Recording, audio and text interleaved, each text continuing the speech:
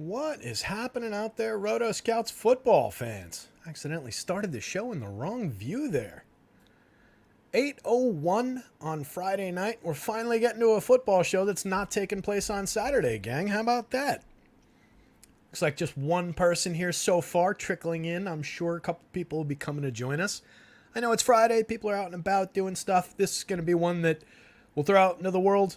We're going to talk about some quarterbacks. We're going to talk about some of the rankings that are up on the website now. Talk about the stack rankings. Going to kind of go through a little bit casual. We're not here for the hard-hitting deep dive analysis, not going game by game. Just kind of perusing the various rankings, the stats, taking a look at some of how things come together, some of the numbers. Just trying to do something, get a little content going. Been threatening to do this one all week long. Po DGen's here. What's up, Po DGen? Wake and bake DFS football, bitches. Very casual. Yes, I agree. Very casual, light approach to this one. Like I said, we're not going nuts. I just kind of wanted to get on and talk about where some of the better opportunities of the week look like they would be. Talk about how some of these teams come together in terms of where the values are, where the projections are, etc., etc. Joker's whining under the desk. Must mean we're on to something good. Kill a minute or two here while we're waiting for people to trickle in. I know it's an awkward time. Like I said, it's Friday night. I don't expect big attendance. Wasn't really widely advertised, so I don't expect huge attendance. But spread the word if you get the chance. Let people know that we're here. They can catch up and watch this, obviously, after the fact if they want to. Sit here and tolerate me wiping and blowing my nose for an hour. Cujo's here. What's up, Cujo? Couple of folks joining us so far. So as I was saying, we're going to talk our way through. Joker, chill, buddy. Go lie down, please. Dog was just out. It's pouring rain. He ate. He should just be chilling. Most dogs would be happy and napping right now, not being jerks. Go lie down, dude. Hey, out of there. Out of the garbage. Go lie down.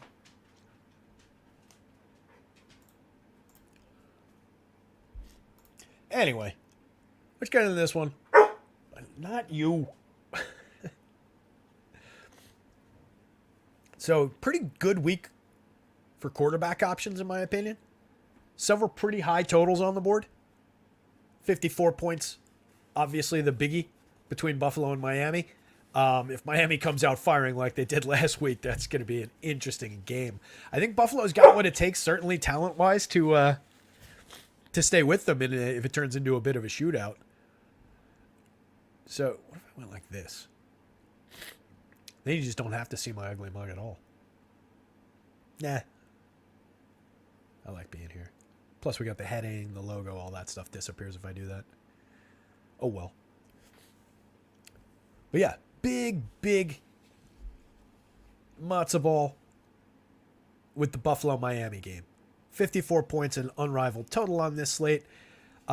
We've got guys like Justin Fields and basically everybody from Chicago kind of skewing a little bit high, given that Denver gave up 70 points and the entire world last week to Miami.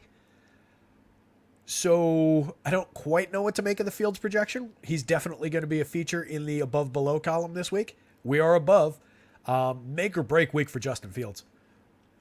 As far as I'm concerned, if he doesn't succeed here, if he doesn't give us what we need fantasy-wise, I'm happy to punch eject on the Justin Fields bandwagon pretty quickly.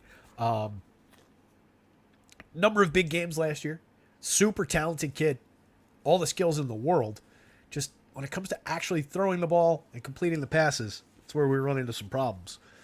So definitely a great situation for him, though, going up against that Denver D that just got absolutely torched. So there's pretty good opportunity. They happen to be 3-point dogs in that game with a 46.5 point total, which I think is kind of interesting. Going up against the 31st ranked rush defense and the 32nd ranked pass defense. Again, highly skewed by last week in a small 3-week sample. But giving up right now, Denver 5.6 yards per rush attempt and 9.1 yards per pass attempt. That is monstrous. A lot of opportunity on deck for Justin Fields to rescue his season, turn around the prospects of those of us who have him for season-long fantasy. Falling apart already.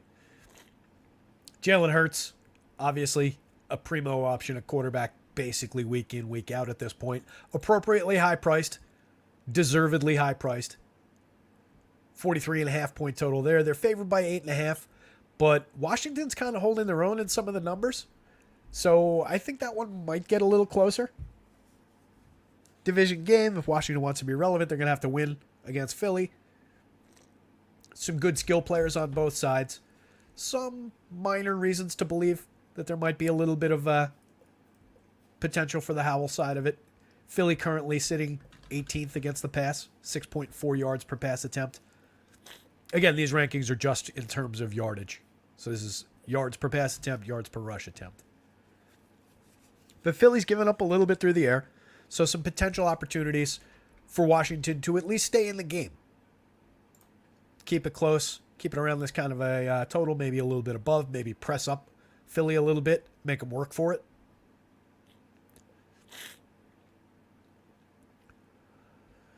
Justin Herbert, another game that I like for a little bit of shootout potential.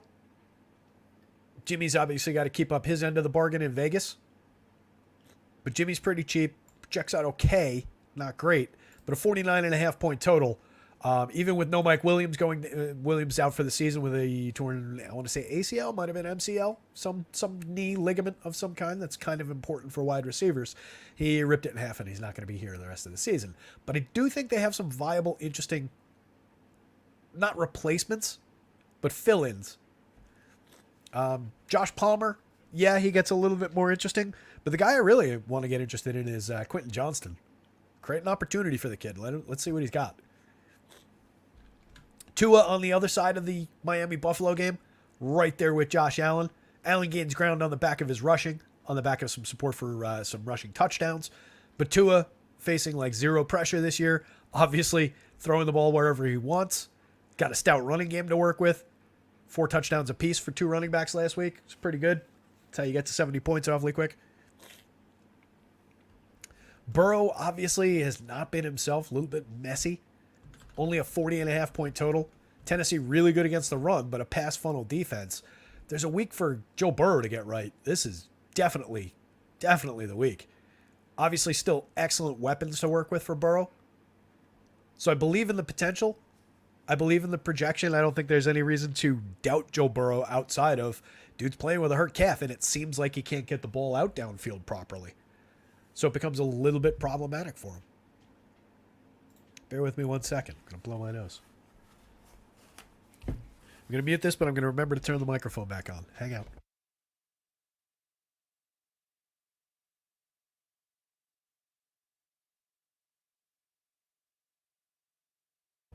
We're back. Quick little mute there. It's like the cough button on broadcasts.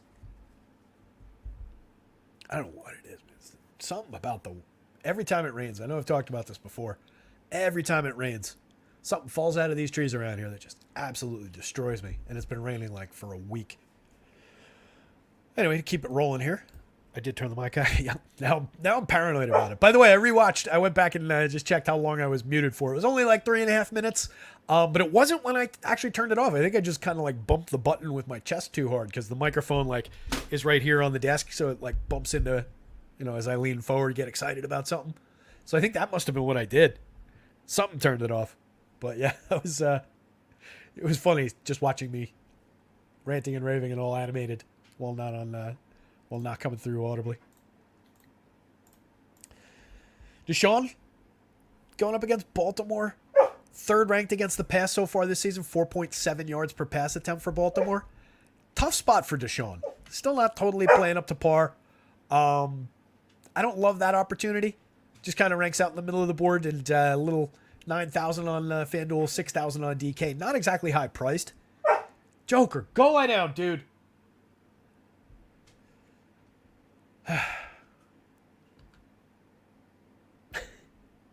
We try. Trying to get on here. Trying to get some content out in the world. Crushed by allergies. Crushed by the dog barking. Microphone shutting off randomly. This is not my day. Oh, boy. So going down board.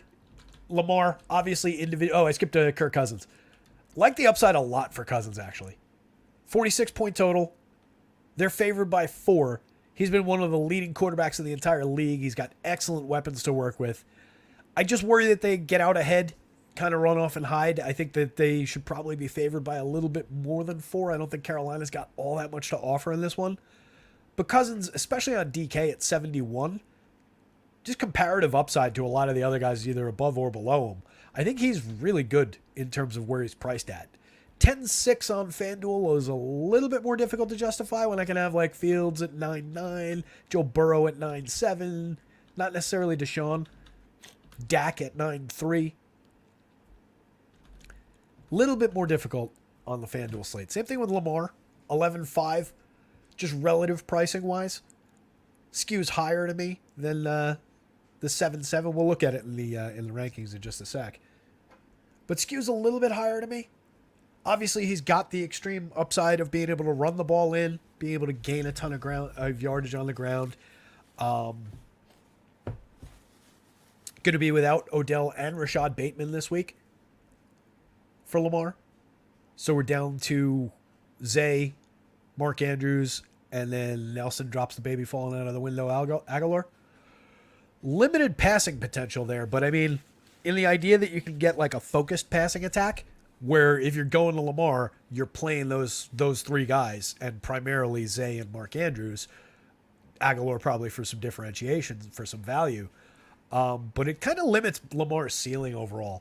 Maybe it forces him to run the ball a little bit more, but I don't love that situationally. And Cleveland's been really good on defense this year. Second ranked against the run for yardage allowed, 2.8 yards per rush attempt. First against the pass, 3.9 yards per pass attempt. None of that jibes well with a reduced core of receivers. It's not high-paced offense. Doesn't really speak to major DFS upside. Cleveland favored by 2 in what seems like it's going to be more of a slugfest than anything else. 40-point total. I don't love Deshaun, and I don't love Lamar on the other side of it. 2 quarterbacks that I'll have a good amount of across DFS all year long. I love what they do for DFS purposes. But just this situation specifically, with that total, with the defenses involved, I don't love the spot for either quarterback. Dak, I like the opportunity for. Another spot where they're favored by 7, but just a guy with a bunch of weapons to work with. Lot to prove after the embarrassing loss the other day.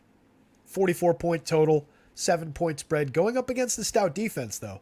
3.6 yards against the run, 5.4 yards against the pass, 9th and 7th, especially for Dak. 7th ranked against defending the pass in terms of yardage. He'll have his work cut out for him, but I like the weapons Dak has to work with. Stafford ranked out pretty well when I was looking at the overall stacks board. 22nd ranked, 6.8 yards per pass attempt for Indianapolis. Does have a little bit of potential there for Stafford with his interesting mix of viable weapons at good prices. Russ Wilson's obviously got some upside. Going to have to make up for whatever his defense gives up to Justin Fields. No chance to stay in that one last week. Probably more of an opportunity to have a competitive football game this week, if nothing else. 46.5-point total supports the idea of upside on both sides of that one. Russ playing better, certainly, than last year.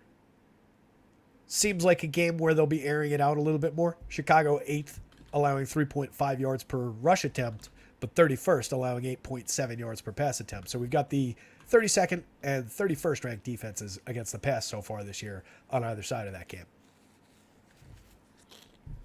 A lot of opportunity in the Denver-Chicago game. Brock Purdy. This is where we start getting into the dregs. Not necessarily dregs because there is upside here. There's any of these guys on the right week could go out and win you a slate. But Purdy's a little bit more limited. I like all the options around Brock Purdy better than I like Brock Purdy himself. But he does get a little bit of rising tide effect. The only problem with that, looking at it from that perspective, is a lot of the rising tide effect that he might gain from playing with good receivers, good weapons. He's still the guy that's got to get the ball to them. So it does have a little bit of an impact that way. when we rank out stacks. But overall, in terms of like reality, it doesn't necessarily because he still has to deliver that pass. Jimmy G, some upside. If they're going to stay in the game, he's going to have to play well. Right? It's pretty clear. It's pretty cut and dry what has to happen for Vegas to stay in this game. And it's got to be a few pretty big touchdown passes. So I think there is potential for Jimmy G. He's at a good value price on both sites. I don't mind that one. I think it's supported a little bit by the total, by the competitive nature of the game. Richardson coming back from the concussion, from the injury. Don't love it. Sam Howell, I do think there's a little potential for them to hang with Philly, but you're getting thin. We're talking about value options at QB now. Kenny Pickett, not really impressed by what I've seen from that offense so far this season. Opportunity going up against the 19th ranked defense against the rush, 23rd ranked against the pass, and a high-paced Houston team. I'm probably more interested in CJ Stroud on the other side of that game, even though he doesn't project quite as well as Pickett does. And he's a little bit higher priced on FanDuel. Just feel like I've seen a little bit more from Stroud. Kind of like the weapons he's got to work with a little bit more effective. Jameis is not completely uninteresting, just given the return of Kamara, the fact that his top weapons are going to be a returning Kamara, a Michael Thomas. He's got a lot to work with. I want to see who I put in that projection. Olave, Kamara, Thomas, and who's the last guy? I think I'm only using 3, that's right. So it's straight line. In the stack rankings, I use the quarterback and then the top 3 skill players. So I was just trying to think who the 4th man was in there, whether it was Shaheed or Johnson, but it was neither. But beyond the 3 obvious guys, Olave, Kamara, and Thomas, he's got Rashid Shaheed, who's been a pretty effective downfield weapon so far this year, a capable tight end in Juwan Johnson, and then like the mix and match guys like Kendrick Miller, Taysom Hill, who you could throw in there for just the oddball points that they may or may not accrue. But I actually like the upside for Jameis at a fairly cheap price. A guy that we know is capable of winning a slate. Given the 3 premium skill players that he's got around him, and then wild cards like Shaheed and Johnson, that's not interesting.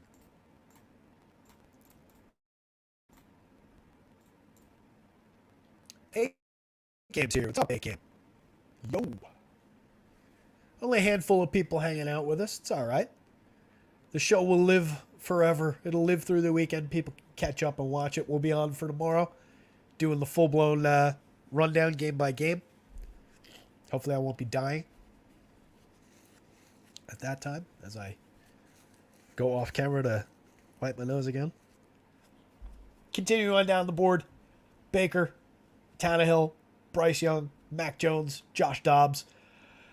That becomes your not unplayable part of the board, but really a lot less relevant part of the board. You're just taking some pretty big dart throws once you get down to that part. Mayfield's obviously got some premium talent to throw to. Tannehill's got one high-end receiver. Bryce Young, a little bit less. Jones, a little bit less than that. And then Josh Dobbs just throwing him up against San Francisco's pass defense. I don't love that idea, but he has been playing better than I think anybody really expected. And there are some interesting receivers in that Arizona offense. Not that I'm advocating going to Josh Dobbs from the bottom of the quarterback board. Stacks board. First look at this, I think, for everybody out there. Projections and rankings. Oh, wait, I can't do that. Projections and rankings are up on the site. All the stuff we were just looking at, up on the site. Player rankings. This goes in with the groups article that'll be up tonight. So first look at the stacks rankings. Buffalo, across the board on FanDuel. First by points, first by value. Again, this is using Allen and then his top 3 skill players to find the rankings, to find the salary, the projection total, and then rank it out. First on DK by points, but 8th by value, points per dollar value. Miami, very expensive on DK, 18th by points per dollar, but second overall by fantasy points in that group. Obviously, massive upside. 70 points. Who knows where the actual ceiling is? Second and 6th across FanDuel, 32.9. San Francisco, Minnesota. Remember I mentioned Kirk Cousins. I kind of like that spot. Ranks out 4th overall for fantasy points. Major weapons to work with for Kirk Cousins. They've been slinging the ball all over the place. They're not crazy expensive on FanDuel, 5th ranked by value. On DK, a lot tougher to get to at 14th by value, but 3rd by fantasy points. San Francisco, the Niners, dropped to 4th on the DK slate. They're fairly priced for where they rank out. Chargers I like a lot, but points per dollar, they slip a little bit relative to some of the others. Some very high pricing in that team, even without Mike Williams. Philly, not bad in terms of value. 4th on the FanDuel board, 9th on DK. The Dallas, as I said, I like that spot again. Even though we got burnt by them the other day, I think we can go right back to the well with Dallas. 28,000 in terms of the 4-player salary total. 25 on the DK board. 7th and 8th by projections. So the Dallas stack to me is interesting. I just like any of these teams with a reasonably skilled quarterback and pretty dynamic skill players. Totally worth getting to. 1 second.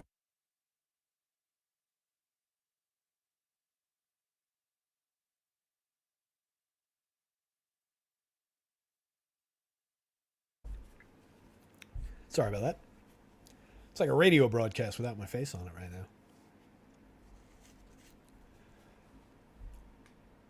Looking down the board beyond Dallas, Cincinnati, this is the big question, right?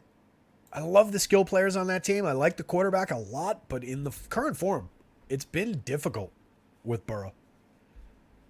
They rank out well, 17th, though, on the DK value board. That's not ideal points per dollar. Kind of mid-range for Vegas.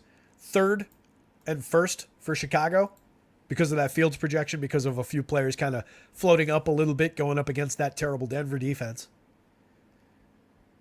Denver doesn't rank out quite as well. Not as good projections for the skill players on Denver. But I do think there's the elevated effect from a fairly highly totaled game. They're going to have to keep up with Chicago. They're actually favored in that game. But just going up against 2 bad pass defenses, I think there could be opportunity for fireworks in that one. The Rams rank out really well on DK, 4th by points per dollar. Washington, 3rd by points per dollar. So there's a good little group right here in the middle for DK. Between Chicago, Washington, the Rams. I don't know that I include Tennessee in that necessarily. I don't love that team. But obviously you've got the major upside of D-Hop. No Trayvon Burks. But you've got D-Hop. You've got Henry. So you get a little bit of premium skill. 2 premium skill players. Don't love the quarterback. It's been a while since we've had that big Tannehill game. I think David Figueroa just made homemade chicken soup. Oof, that sounds delicious right now. That would knock out my stuffy nose. Not that I'm sick, but homemade chicken soup just, oof. That made me like 25% hungrier just then. That sounds awesome.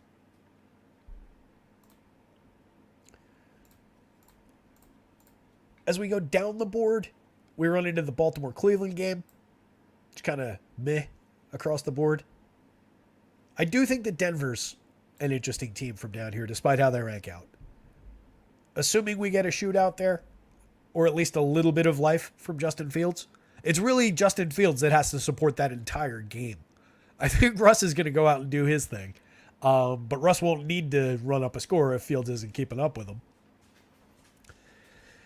New England, not really for me. These bottom teams, not really. Across the board, not really for me. I think Houston and Tampa Bay are probably my 2 favorite teams from the bottom. But they obviously, they don't rank well. They don't rank well points per dollar on either site. They're just total dart throws. But I think there is talent in Houston.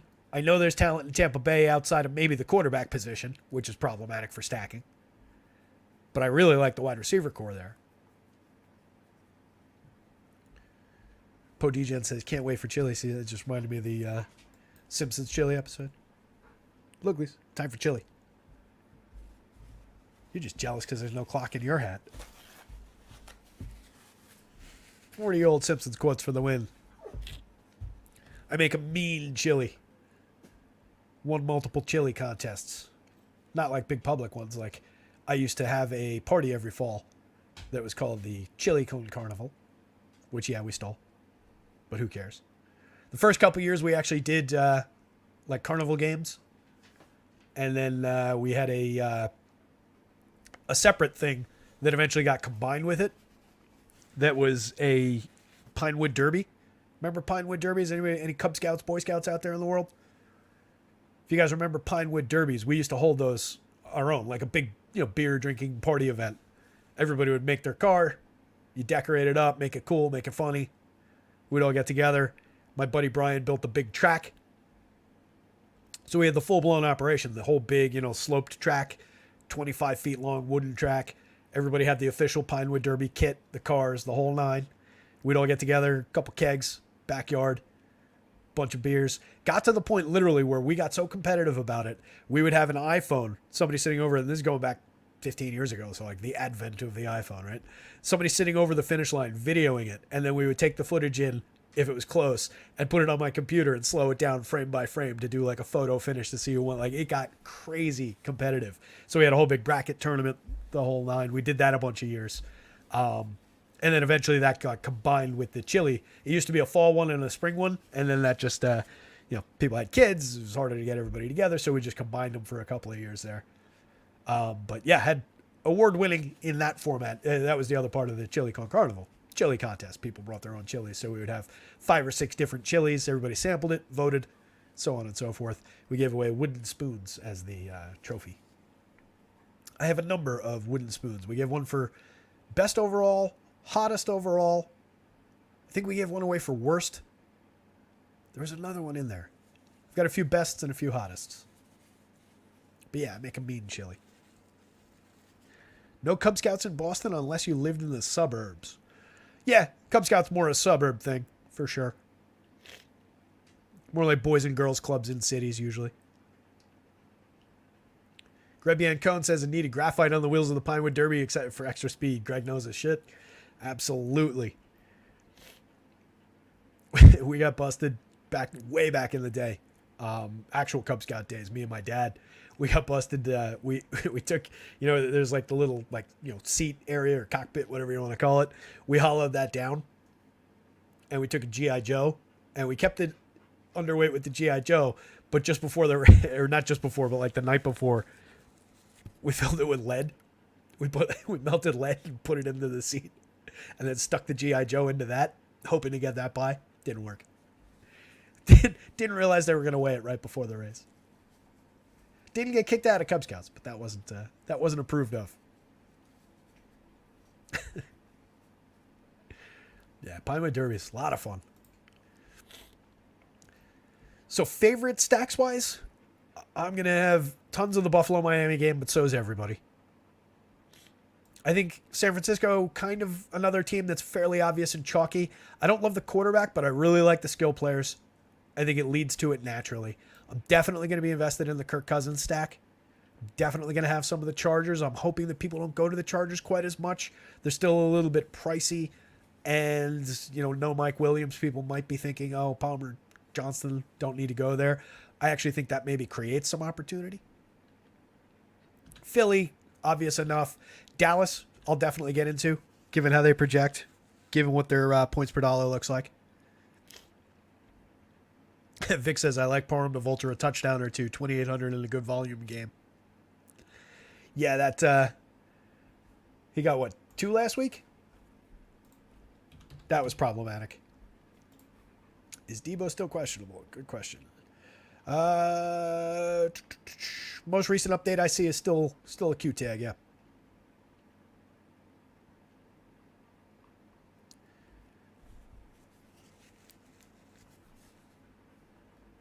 Yeah, I don't see anything new on Debo.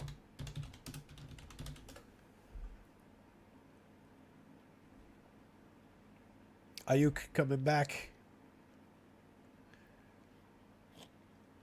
It's a ribs and a knee. It wouldn't be a bad week to rest him.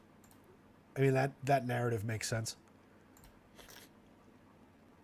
Either way, I mean, they've still got weapons. If I'm replacing Debo with Ayuk, I prefer to have both options, obviously. But, minor switch off. Definitely some weapons there. But yeah, this one I like. That one I like. That one I like. And then, I hate it, but I'll definitely have some some Chicago. Beyond that, like some maybe dart throws around Howell in Washington, around Stafford in LA. Jameis is an interesting one too. This one doesn't rank out great. Like I was saying, another spot where just I believe in those three skill players, and I've got ample evidence that Jameis Winston is at least capable NFL quarterback, certainly more so than a lot of guys down in this territory. So can easily get to that. Hope that Tampa Bay makes a shoot out of it. New Orleans pass defense is probably going to have something to say about that, though, going up against Baker. So there is a narrative for that game where the New Orleans pass defense just kind of squashes anything that Baker Mayfield might be trying to do through the air. Tampa Bay not generating a lot on the ground, and New Orleans just not necessarily runs away with it, but a couple of scores and they're content and just kind of winding it out. So I could see that one certainly not shooting out. A 40-point total obviously isn't supporting a lot in Vegas there either in terms of what they see for the narrative. So while I do like the Jameis side, I could see it being limited by something like that. The good news there is that Kamara would be a key part of those stacks, and he would benefit from a bit of a slowdown probably. So I do think there's potential for that stack to get there in multiple versions of the game narrative.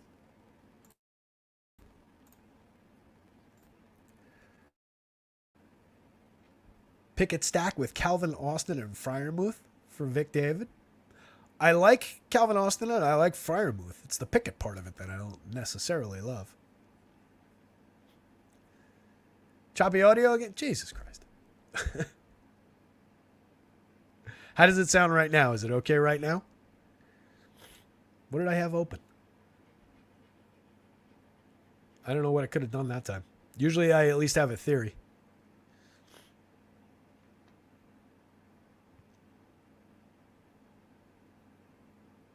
It's better now. Sorry about that, gang. Only a handful of you guys hanging out here. It's all the regulars. It's everybody that, if we screw up, we screw up, right? You guys aren't going to hold it against me. You guys aren't hopefully leaving or anything. I hit the wire under the table. Probably the case. Also got the damn dog over here. Cujo liking the looks of the Houston stack. They don't rank out great, certainly. But I do like the pace that they've been playing at. So I'll give them that nudge at least. Going to the quarterbacks board here with some of the rankings on it. CJ, 18th, 19th, across both sites. Only a moderate projection. He is cheap. They're easy enough to build with.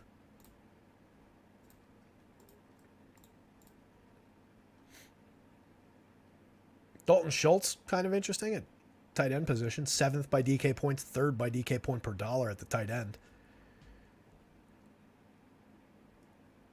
Tank, 33rd, 20th. Nico, 37th, 51st. Tank projecting out a little bit better than Nico here.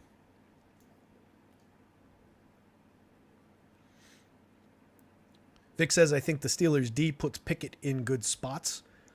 Yeah, look, I mean, if you can if you can pick off touchdowns, Jordan Love kind of proved that the first 2 weeks, where he threw those 6 touchdowns over the first 2 weeks and was looking good fantasy-wise.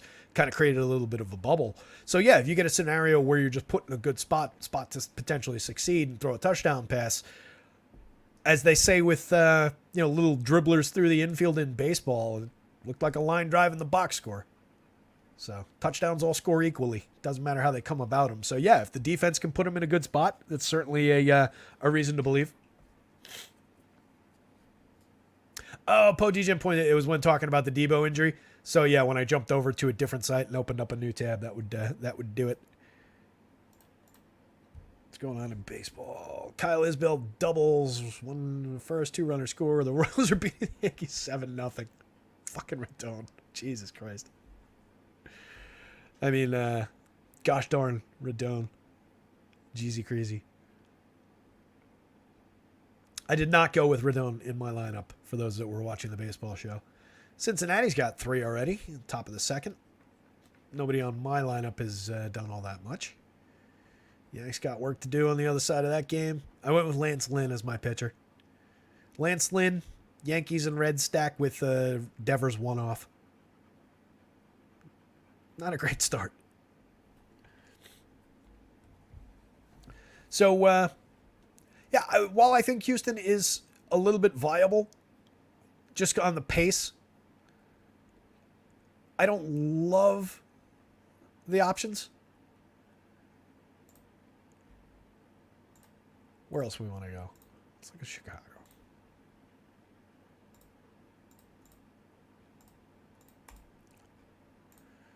Chicago, Fields landing third by projections on FanDuel, second by value, third and first across these sites. Whew. Difficult to trust. Difficult to get enthusiastic about and get on board for, but put up some monsters last year. Capable of monster games. And we just saw this defense give up 70 points to Miami. Now we're talking about a dynamic quarterback who can get out of the pocket, make things happen. Won't necessarily be throwing the ball quite as well. But remember how many of those points against Denver came from the running backs. Justin Fields, Raheem Mostert, in terms of running talent, is there that big a gap between those two guys? Fields could win this thing with his legs, let alone being able to throw the ball too. Really like that opportunity. And we're working with some good options. DJ Moore, 18th by fantasy points on FanDuel, on DK, 12th by value, 16th and 6th on the FanDuel slate. Drops down around Mooney, Cole Kmet, Chase Claypool, but these are three talented guys at their positions. They're just not great at delivering on that talent. But in terms of the raw skills, I do think these guys have good raw skills.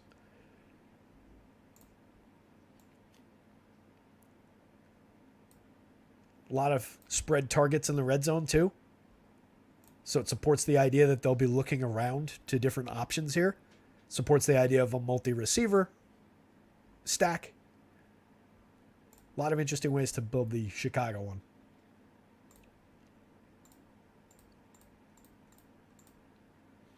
Taking a look at some of Josh Allen's weapons, obviously. We know there's the big one up here. Diggs, third on DK by points, 11th by value. Third and fourth on the FanDuel slate. Monster. Gabe Davis ranks out just kind of as a mid-board receiver overall. But when we're talking about, 100 and change ranked receivers, a 30s guy is not bad. And obviously for the money is not overly bad. Kincaid, Knox, the split tight end position. Both of them seeing a lot of snaps. 64%, 72%.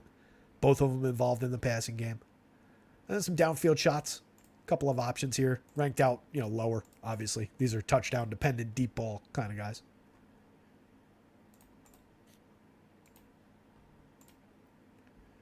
Let's look at Justin Herbert.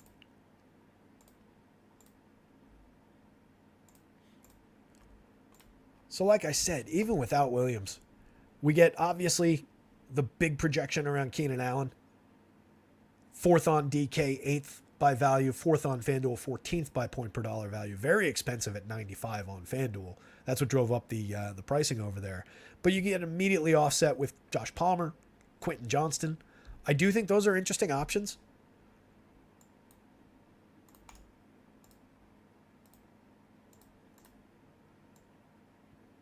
They're seeing so far 3 targets a game for Johnston, 4 targets a game for Palmer. Palmer's gotten some looks in the red zone. 3 targets in the red zone so far. Only 1 so far for Quentin Johnston. When we're looking at the ADOT, Johnston's been working with a 7.1, and Josh Palmer is probably in that stat as Josh, not Joshua. So let's just do this real quick, and we'll say 11.9. So Palmer working a little bit more down the field, but I expect Johnston to be involved now with no Mike Allen here. So I think that's a interesting spot. Very cheap, 3,700, 5,200, 19th by DK value. So you got 8th, 17th, and 19th by DK value receivers. 14th, 40th, and 33rd on FanDuel. A little bit different situation, but an interesting value spot for a passing stack here on the DK slate at least.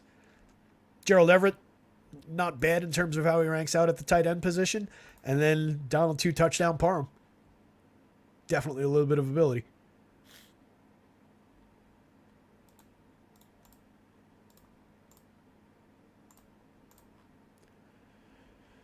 Where else do we want to go? Lamar? What does Lamar have to work with? We know that that's a limited spot.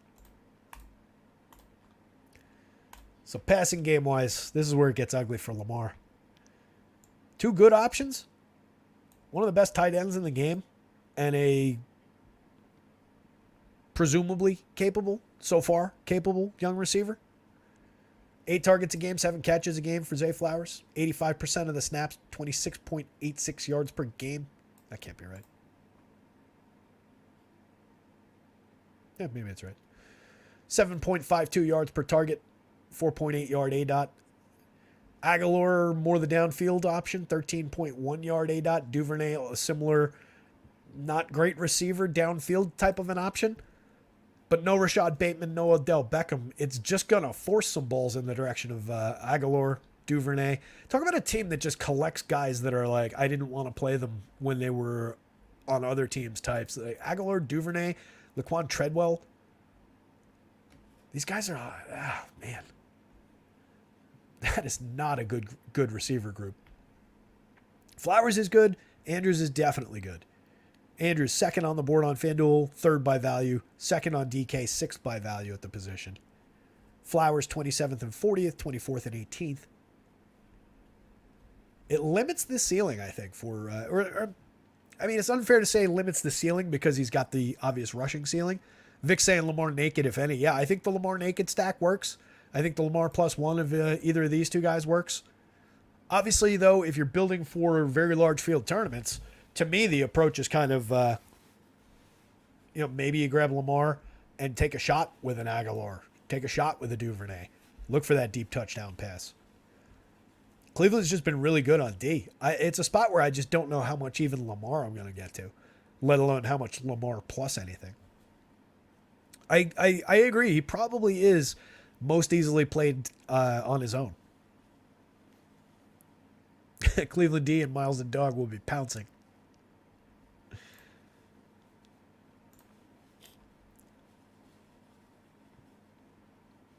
Thoughts on running Richardson naked, says Jake Swales. I don't love it. I don't know how unleashed he's going to be in terms of breaking out and running the ball. Like just kind of a precious commodity coming out of a concussion. I probably just cut off the sound again. Did I just fuck up the audio? I went to Google something. Probably screwed up the audio. Let me see if I can get there.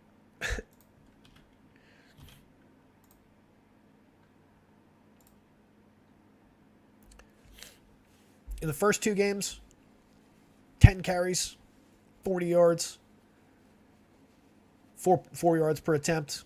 Got in on the ground with a touchdown. Got in on the ground twice in the second game. 3 carries, 35 yards, 11.7 yards per attempt. An 18-yard long, obviously, was a big part of that. I just don't know that they're going to want him out there running the ball. I think they just want to keep him upright. Like it is, that is part of who he is and it's part of what he's doing out on the field. But, yeah, it's coming off a concussion. I question that idea. And it's not like he's got lousy weapons to work with.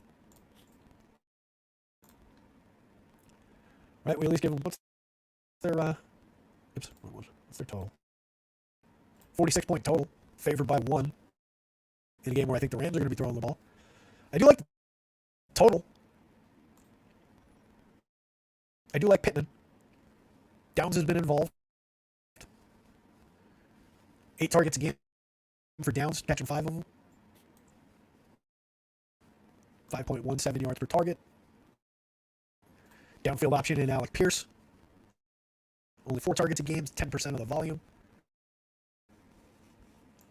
I think I'm stacking a position player. Probably just one. It's probably a skinny stack. But probably one of these receivers with Richardson. Fully healthy, I would say yes. Fully healthy, you can roll that out there as a naked stack. Coming off the concussion concerns me.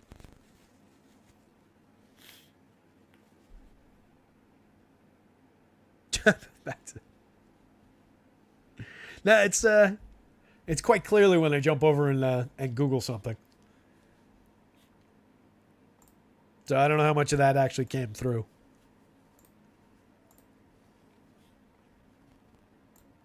But hang on, let me close that.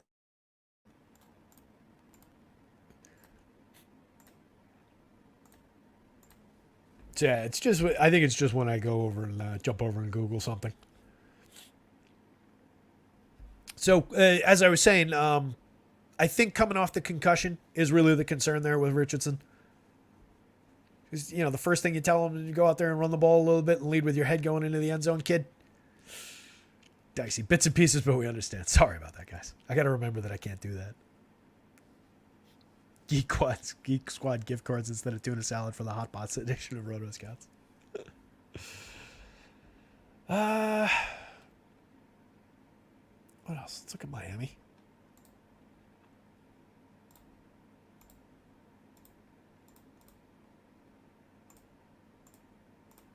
Miami, just an embarrassment of riches. Got to include Mostert in it. Mostert, 13-19 on DK, 13-20 on FanDuel. Devin Achane, 24th, 29th, 24th, 24th. Monster games from both those guys last week. I cannot, even though they did it last time, I cannot endorse the idea of playing both of these guys in the same lineup. Could it happen again? Sure. Absolutely, they could go out and not to that degree. That I would be absolutely floored by if they went out and had that game again. It's something that I group out. It's something that I could not have landed on in the way that I build lineups. Two running backs from the same team just so rarely pays off that it's something that I just group out. But I absolutely will have one or the other included in any number of Miami stacks. I think they're both viable. Tyreek Hill, a massive weapon. First on both sites by wide receiver points rank. 7th on DK by point per dollar. 2nd on FanDuel by point per dollar.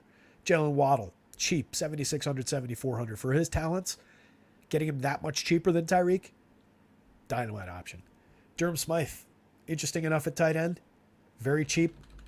23rd, 24th, 21st, 18th. Doesn't rank out great. Not really overly projected. A couple looks in the end zone. Gets him where he needs to be.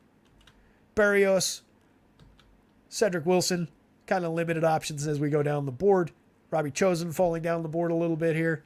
Got the late touchdown. Mostert's just a good player. Yeah, I agree with that. Fun to watch, too. Just the way, something about the way that he runs the ball. Just really, really electric player.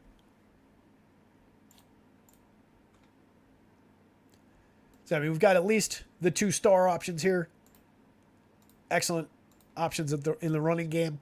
And then a capable tight end and a mixed bag of, hey, give me 2 targets and let me see what I can do with them types. But Miami is very likely to hold up their end of the bargain in that Miami-Buffalo game. I have to imagine the weight of the world is going to be on that game in terms of public ownership. But there's a lot of ways to put it together. These guys are capable run back options. Either of these guys are capable run back options in a Buffalo stack, and it works both ways. Capable skill players on both sides. Game that I definitely want to be involved in. Most of my stacks from this game will probably have run backs on either side. Buffalo against the run right now, 25th, 4.6 yards per rush attempt. Oh, no, excuse me, that's Miami. Always screw that up. 5.9 yards per rush attempt, 32nd against the run.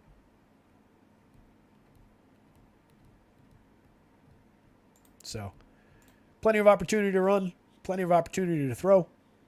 Let me just close that tab so I don't go back to it. Yeah, Jake, there's nothing wrong with picking single pieces of that game, and that is how I typically will handle a highly owned game. A lot of the time I'll just, all right, I don't want full stacks, but let me grab a Waddle and Diggs combo and let them battle it out in 2 wide receiver spots as a secondary stack within my lineup. So you're just stacking wide receiver against wide receiver, or you could do like, Mostert against Diggs or, whatever you want that way, but you're building a different stack with it. Dallas, Chicago. I expect I'll have a fair number of stacks that are like Justin Fields, DJ Moore, Jerry Jeudy, Raheem Mostert, Stephon Diggs. Sounds like a core that'll come up a decent amount of the time. First 100 to 103 final between Buffalo and Miami. That'd be fun.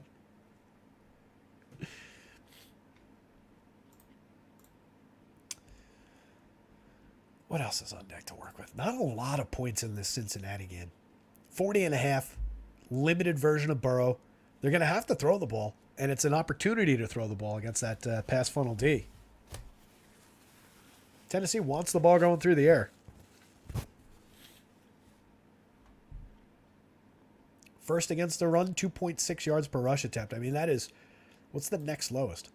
2.8. Where's that? I thought it was a little bit more dramatic than that. 2.8 for Cleveland. So those two teams, very, very good. 3.0. So those three teams. The 3.0 is Philly. And then it jumps by another half yard. So those three teams very stout against the run so far in terms of yardage allowed.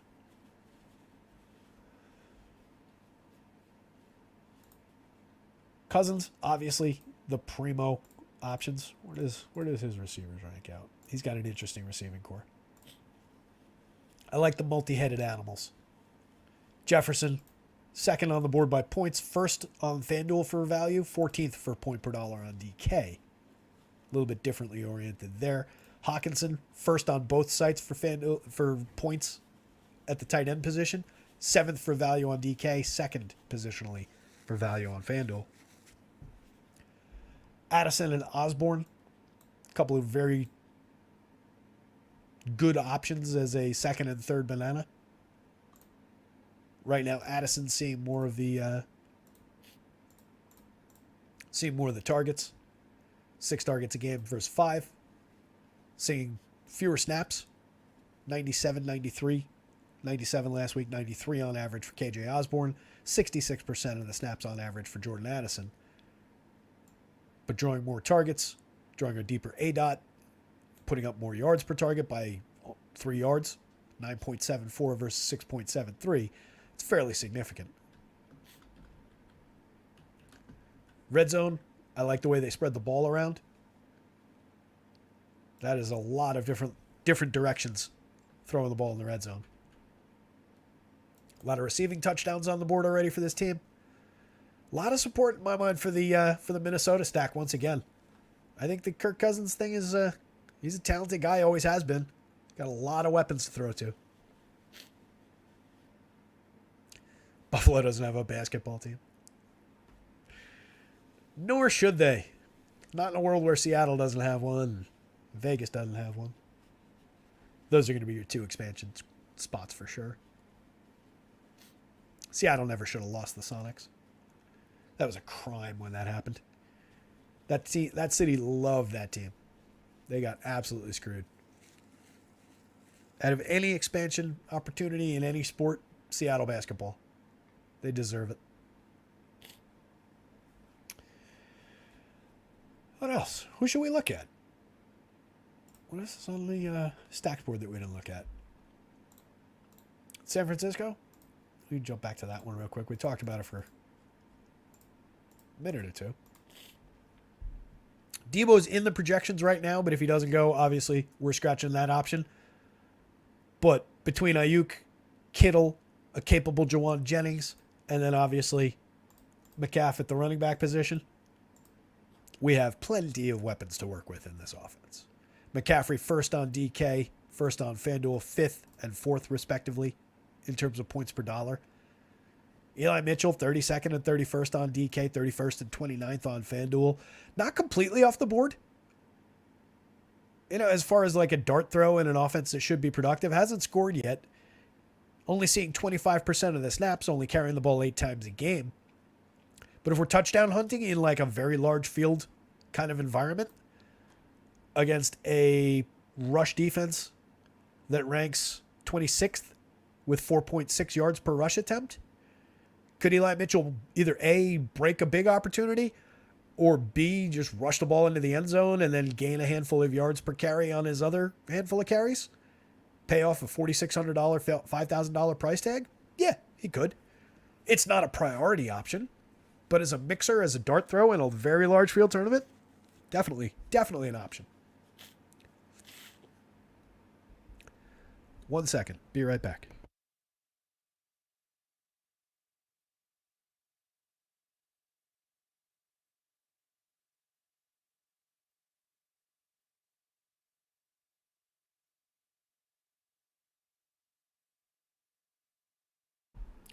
What I should have done is just surprise the shit out of everybody and just blow my nose as loud as I could directly into the microphone.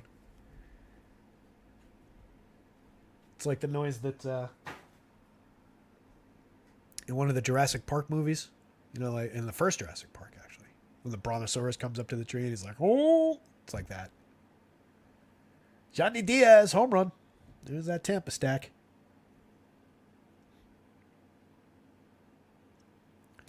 So yeah, I think there's plenty of weapons to support the idea of the San Francisco stack, but it is another spot where I kind of like the skill players better than the stack just because of who the skill players are and who the quarterback is. Purdy not incapable by any means. Throwing the ball 30 times a game, 245 yards a game, 4 touchdowns so far. 7.1 yard intended air yards per target, completing 4.9 air yards per target. Obviously, got some dump out passes, some design screens in that offense as well. Just run one in already. 12 looks in the red zone so far. There's, Purdy has, I don't want to say proven himself because we've seen guys play very well over a short stretch and then come back to earth. And he was drafted at the very end of the draft, but he's shown the ability. So with the skill players that he's got around him, Debo or no, I think he can go there. I think the appeal of the stack maybe does hang on Debo's status. Like Debo, yes, is a big boost to that stack in terms of having just yet another weapon in there. Debo, no, leans me more toward skill players only. We'll see how that one looks this time tomorrow. Stafford's an interesting one to look at.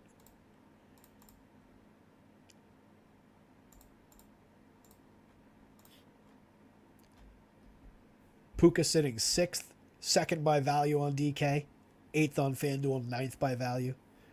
Tutu 24th and 30th, 28th and 25th on FanDuel. Then Van Jefferson with his 4 targets a game, his 0 touchdowns, but his 18.3 yard ADOT. Man, if you could just catch one of those and put it in the end zone. Hasn't gotten any looks in the red zone. Very small percentage of the targets, 9.9% target share. Higbee's getting more, 5 targets a game versus 4. Obviously, Puka's been a target monster. 14 a game is just ridiculous. 9 targets a game for Tutu. It'll be interesting to see how this falls once Cooper Kupp is back. But definitely some good options to work with in this Rams passing attack. I like all 3 of these receivers. Jefferson more for your large field tournament dart type plays. But that big downfield ability, I'll always take shots when those guys are cheap. Always going to take shots on those. Higbee's a capable tight end, 9th on DK, 12th on FanDuel. Okay on FanDuel value, less okay on the DK point per dollar. But he's not off the board. Podegen Stoner wants an NBA or an NHL team in Cheyenne, Wyoming. I think you might be just a few spots behind like London, England, Paris, France, let alone a bunch of other American cities. Cheyenne, Wyoming. Couple pegs down that board, I'm going to say.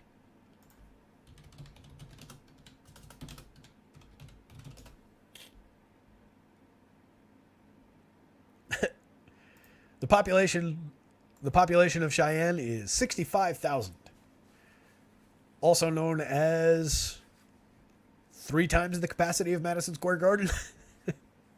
So if they sold out a basketball game, basically a third of the city would be at the basketball game. It's like a high school. Terry killing my eye. Haven't even gotten mine yet. Gonna go do that after we wrap this show. Definitely gonna come back and do a full game by game, team by team, as we have done the last couple of Saturdays tomorrow. But I wanted to get on, like I said, and, kind of look at some of these stacks, the quarterbacks, some of those rankings. Jamal Williams considering retiring after the leg injury. That sucks. I mean, that last year, good year to go out on if that's the way to go.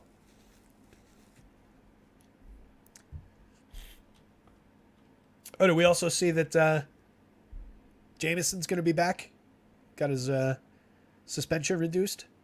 Pretty excited about that. Took him in several season-long leagues.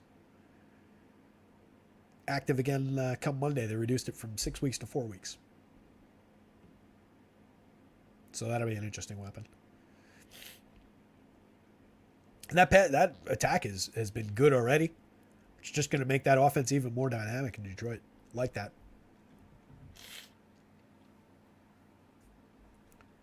Bodie says, like Field of Dreams, if you build it, they will come.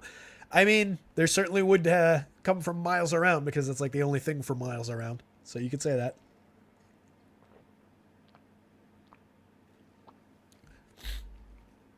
Does the entire population of Wyoming exceed the population of the borough of Staten Island? I bet not.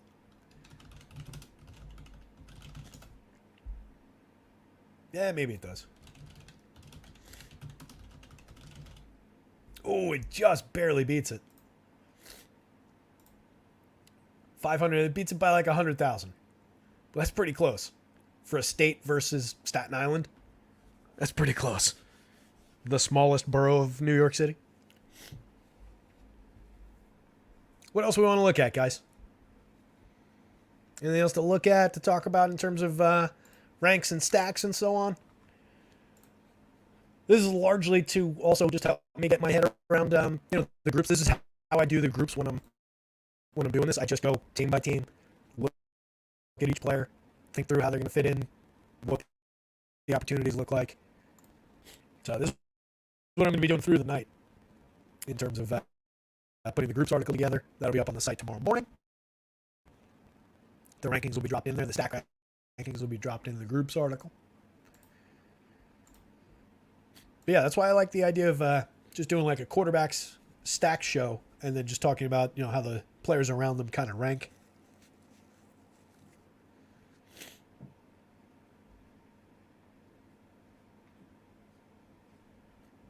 Choppy? It's because I was Googling the population of Wyoming. The most important thing to do on a football show. If you wanted to put a dividing line, for me, the dividing line is probably below Russ Wilson. Right? So everybody above the line, I think, are playable priorities. Playable, interesting, kind of go-to stacks.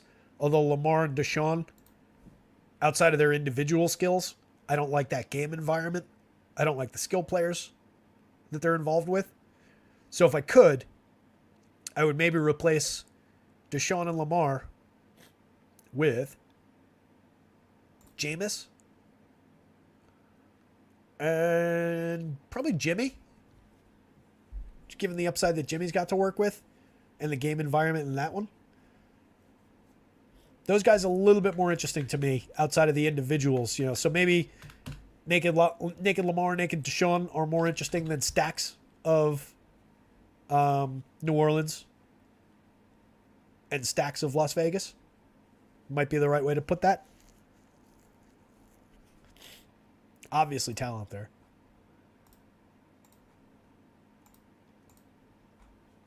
The Vegas offense is an interesting one to look at. I still expect Hunter Renfrow to get involved. Only drawing 2 targets a game. 56% of the snaps, 65% last week.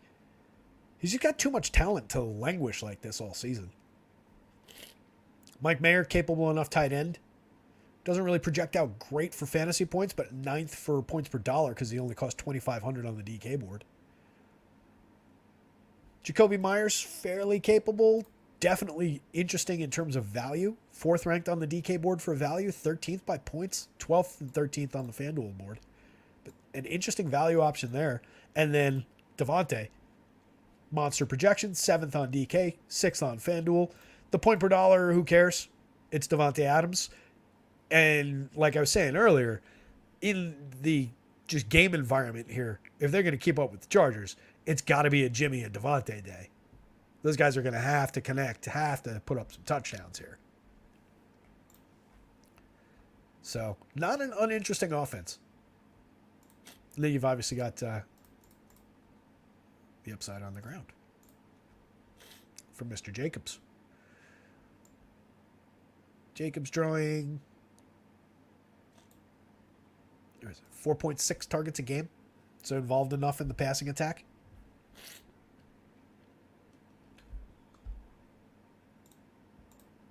I think Vegas stacks are interesting. Potentially a sneaky underrated spot this week. We'll talk about it more as we get into it tomorrow. As we get into it, as if I'm just starting the show here. Dallas, another team with just multiple weapons. Another stack that I like. Even with the disappointment last time out, my hope is it leaves a bad taste in the mouth for everybody else. And we get them on the cheap. We get them on the sneak. CD leading the way. Big time projections on both sites. Looks like he's getting the bonus on the DK board. I didn't notice that. 9th on both sites for... actually, no, that might not be the bonus. That might just be PPR catches. 24th for value on DKs. 10th for value on the FanDuel board. But Brandon Cooks is a very, very good receiver who's been largely absent so far from this team. But 6 targets in his 2 games that he's played. 71% of the snaps. And just a major talent. A good weapon to have. Jake Ferguson, with all the looks that he's getting in the red zone, all the opportunities he's getting. He's got 8 targets in the red zone already. Only 1 touchdown, but 8 targets in the red zone. 6 targets a game. In 3 games, 8 of them have been in the red zone. That is valuable. 6th on the board on DK. 5th by value. Same thing on FanDuel. Michael Gallup, not an incapable receiver. 23rd on the DK board by value. 46th by points. 45th by points on FanDuel. Less valuable. 3,700 on DK. A little bit of value there. Playing 70% of the snaps, drawing 4 targets a game. An 11.4 yard ADOT, their biggest downfield threat. Only 1 red zone target so far. But as the, 4th receiver in that offense? Counting Ferguson? Not uninteresting. And then the ground game. Kind of an embarrassment of riches here. Pollard, hyper-capable running back, 2nd and 4th on DK, 2nd and 3rd on FanDuel. You can put him in stacks, you can leave him out and play him by himself. He works both ways, 4.67 targets a game. Rico Dowdle's been a little bit involved. 21% of the snaps last week, 17% on average. 5.6 rush attempts a game versus the 4.5 for Deuce Vaughn. Only 1.33 targets and 1.5 targets a game. But Dowdle got that look in the red zone last week. A little bit of opportunity. I've seen them throw the ball to him a few times coming out of the backfield. Yeah, Dallas coming out pissed. I agree with that, Cujo. That was an embarrassing loss. I don't love chasing narrative like that, but that is an embarrassing loss. This wall dude on Atlanta is raw. Hey, we talked about him as just being a speed guy. I don't have the game on or anything. Did he do something? Podigian, I don't think Pilar was in the lineup when we looked at it early, so maybe somebody scratched and he popped in there. Pretty sure he wasn't in the lineup.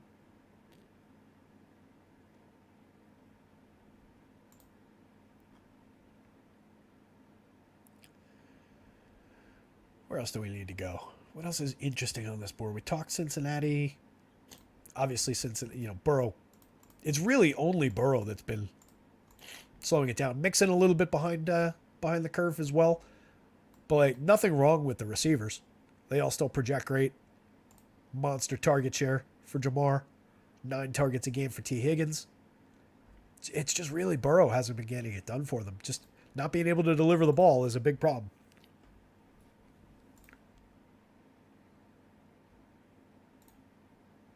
Yeah, Greg, I do like Cooks. I don't know where he's owned, but 34th, 35th, 35th, 19th. Good value option. Yeah, this is out of 100 and change wide receivers. So, upper part of the board for a good value price. Probably a little bit better for his relative value. 19th versus 35th on FanDuel. But a good option in that offense and a talented receiver. Kimmy Ruiz home run. He was our Washington home run pick of the day.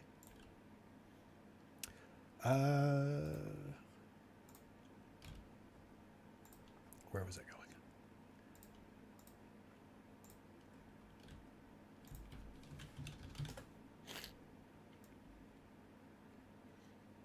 Cooks just last year, 7.2 targets a game, 699 yards, 7.52 yards per target. Only scored 3 times, but a 10.7 yard ADOT. Very capable downfield receiver.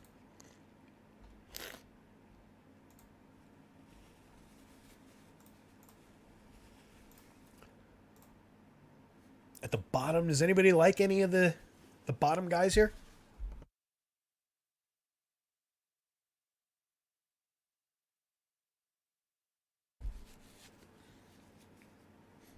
Anybody into the Tannehills, the Bryce Youngs, the Mac Joneses of the world, the Josh Dobbses of the world? I'm really not. Like I said, it's probably like everybody from Russ up. And then some Jameis and some Jimmy. If I get beat by not having Brock Purdy, Purdy's the most likely next guy after Jameis and Jimmy from below the line. And I could easily put the line at Purdy. He'll probably get in just by virtue of his skill player. So then I could lower the line to Jimmy since he's right there. But then I'm basically including everybody. Well, you could call it here up, Jimmy up, plus Winston. But Richardson, coming off the concussion, I don't love. And he's also kind of high priced on the FanDuel board, which is the other thing. 16th by point per dollar on DK, 17th by point per dollar on FanDuel. So 15, 16, 15, 17. Yeah, I guess the relative price is actually high on DK as well.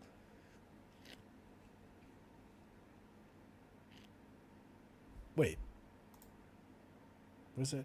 Oh, that's that's why. I'm looking at this like it's his FanDuel price. I was like, wait a minute. That can't be right. That was DK captain board. 6,800, 6,900, 7,600. There we go.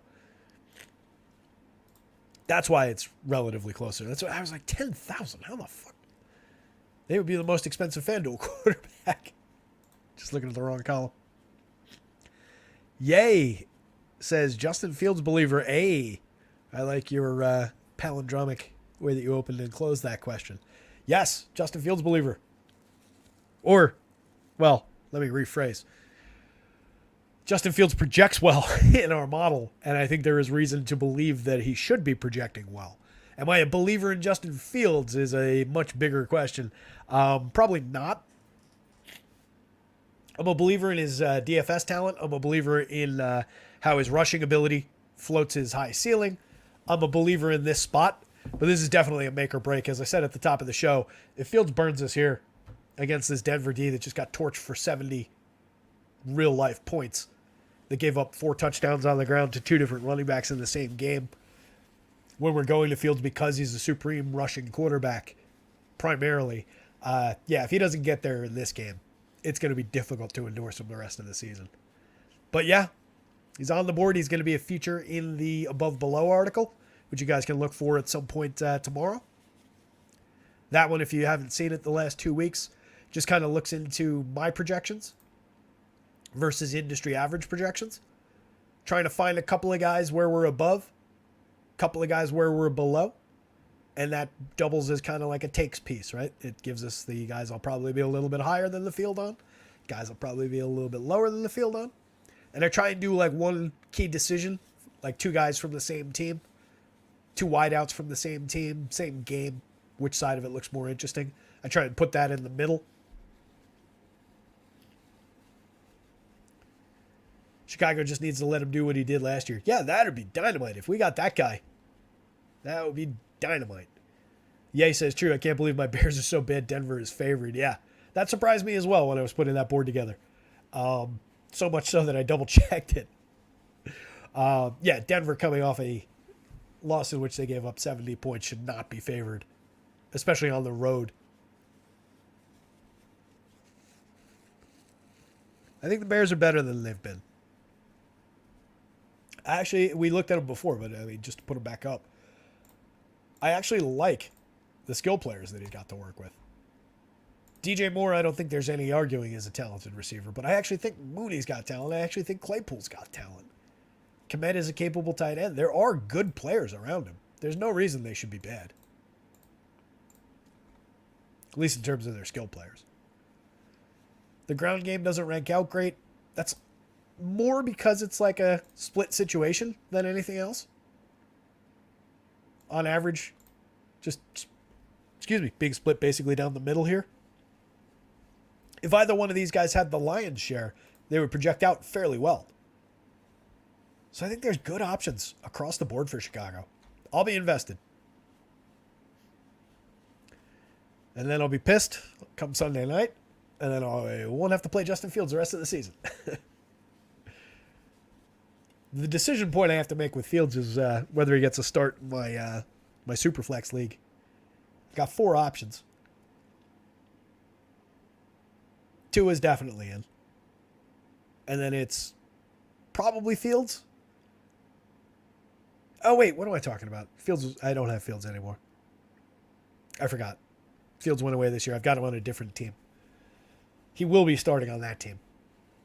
The Superflex League, the Dynasty team, is Tua, Geno, Deshaun, or Danny Dimes. So that second spot is either Geno or Danny Dimes, which isn't great. First spot I like, Tua. I don't think I'm going to play Deshaun. I talked about not really liking that spot, although he does project out fairly well. Maybe I do go that route. That's for season-long stuff, though. For DFS, I don't love either one of these options this week.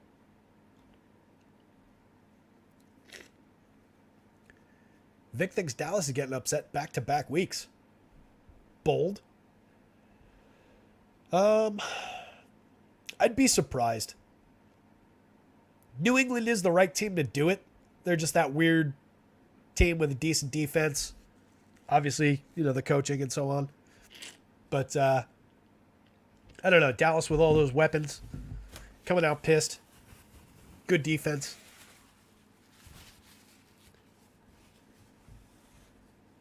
Yeah, I don't know. What's the spread of that one? Favored by 7. I tell you what, Vic, if you're making the bet, take it with the points. Don't put it on the money line, huh? New England plus 7. I could get behind that a little bit.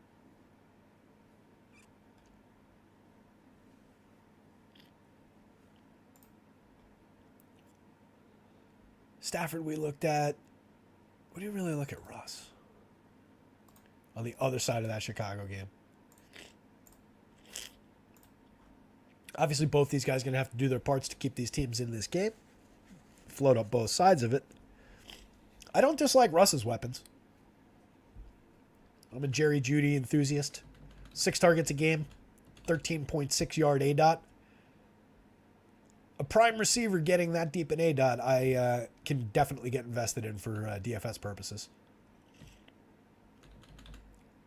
12.6% of the target. That's dividing against only 2 games, so that's a mistake. But 24.2%, 8 targets a game for Cortland Sutton. Another guy with decent ability, 9.6 yard ADOT, a 12.1 yard ADOT down the field for Brandon Johnson.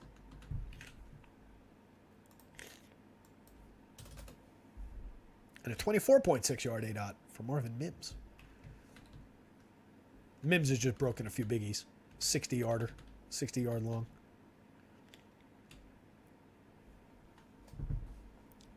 Decent weapons on the field for Denver. I don't like the ground game nearly as much on the Denver side.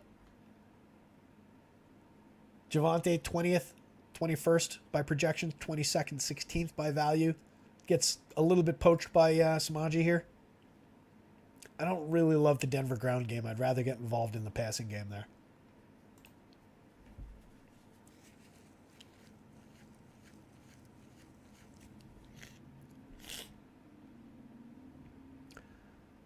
What about Hoyer? If Garoppolo sits, I can see if I can get a projection on him real quick. Actually, no, the backbone won't be there, so it won't work. I think that's a lot less playable, and that renders that a lot less interesting. What's the latest on... I actually forgot he was banged up. I'm Googling... it's concussion. I forgot about that. I was saying I'm Googling, so it might get choppy. Austin Wells, home run. Yankees on the board. Christian Encarnacion Strand, home run, too. Missed that before. Love that guy. Knew that guy was going to be a beast. Hey, all right. We're currently cashing on FanDuel. Ooh, that red stack really got there. Wow, 12 runs. Willie Benson with a monster. Let's go, Yankees. If the Yanks get in gear and Lance Lynn does his thing, we'll have a decent day.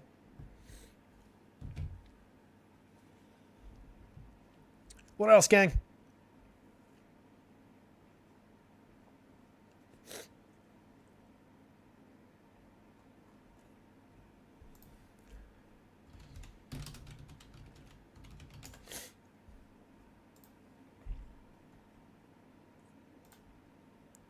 When was the last time Hoyer was relevant? 5 games in 2021.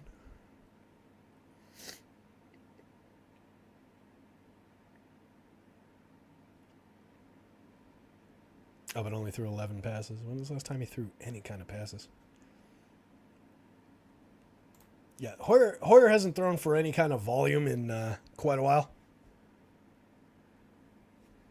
I think that would be a pretty big question mark. You've obviously still got the potential of the, just Devontae, get the ball to him and big things could happen situation. But I think a lot less reliable for sure. That would probably take me more toward maybe some Chargers stacks with some Jacobs run backs. Could be still viable if that happens. Browns is a survivor pool pick. I don't hate that. Just on the back of that D, low scoring game. Probably a pretty decent opportunity to use Cleveland. Only a 40-point total. They're favored by 2. Lamar without 2 capable receivers, 2 of their, higher depth chart receivers. I don't hate that as a survivor pool pick. Yeah, Pojijan nails it too. You could also go the Devontae naked run back play, or just Devontae on his own. Anytime I'm talking about skill players, by the way, obviously they stand on their own. Whether we like the stack or not, if there's a good skill player involved in it, he can always be played in a lineup on his own. Even in a situation like that, and with a guy like Devontae, even particularly with a situation like that, downgraded QB. But obviously still going to be flinging the ball in Devontae's direction. If people go away from it because of the downgraded QB, you don't have to have a great game to still throw 2 touchdown passes to a guy like Davante Adams. So there's a little bit of potential there.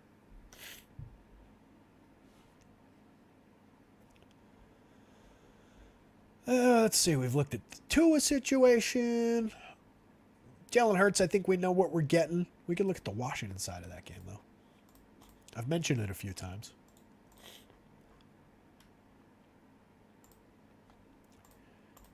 They ranked out the Washington stack 11th on FanDuel by points, 8th by point per dollar, 12th on DK by points, and 3rd by point per dollar on DK, which is kind of interesting to me.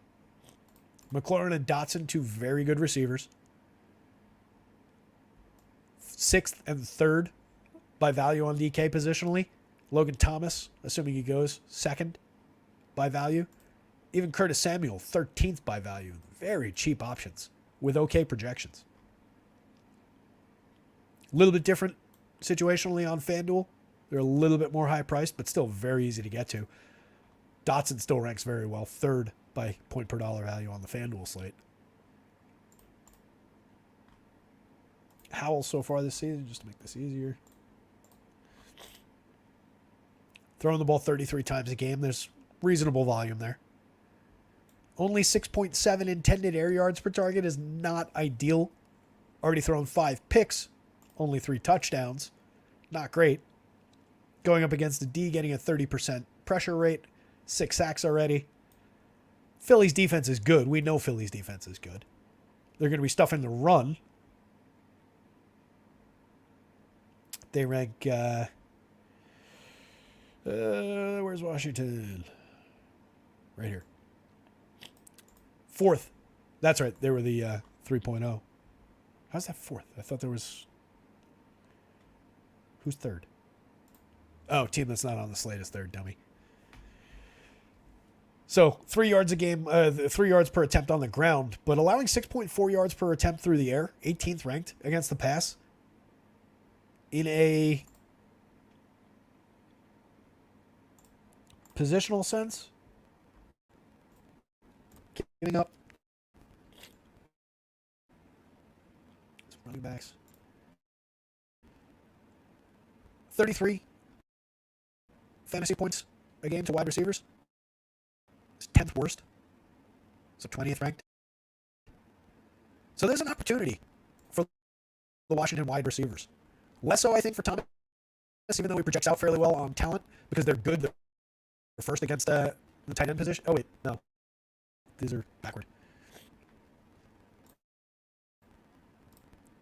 I hate the way that this site does rankings. First being bad bothers me for defensive rankings. So first is most targetable, 10th is most targetable. So both the passing game against the tight ends, 15.2 fantasy points per game against tight ends is worst in the league, and 33.3 is 20th in the league against wide receivers. So upside on both sides in the passing game for Washington. Dobby again. Yeah, I think it's because I was opening 2 Excel files at the same time. So you didn't catch that. Which ultimately I was just looking at the fantasy points allowed to positions. Philly is 20th against wide receivers and worst against tight ends so far this year, allowing fantasy points. So there's upside, believable upside for McLaurin, Dotson, Thomas, Samuel. I think they stuffed the run. I don't think it's necessarily a Robinson day. I think if we're going to Washington, it makes sense to look into the passing attack. I obviously wish they had a better quarterback to work with, but I really like the skilled receivers, and Philly hasn't been great against the pass so far this year.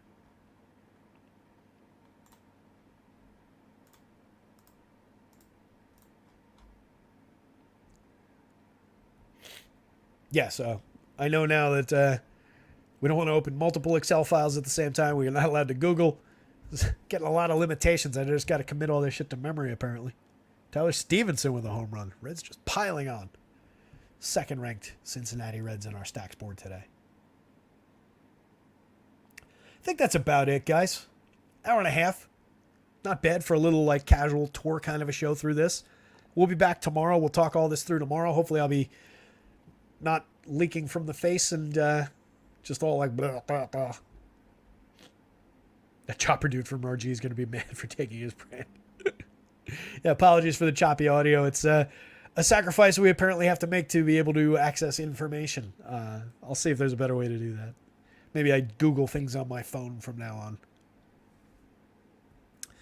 But coming up on 9:30, I still haven't eaten dinner. I still got a lot of work to do overnight to get this stuff done here. Pop back on to say goodbye. So I think we'll wind it down here. Hopefully there's a little bit of value there looking at some of how things rank out, how we're thinking about some of these things, what the game environments look like. It's kind of what I wanted to accomplish with this show. Keep an eye out overnight tonight. We'll get the groups out. We'll get the stack rankings up in inside the groups article, so keep an eye out for that. Above Below will be out possibly tonight, probably sometime during the day tomorrow.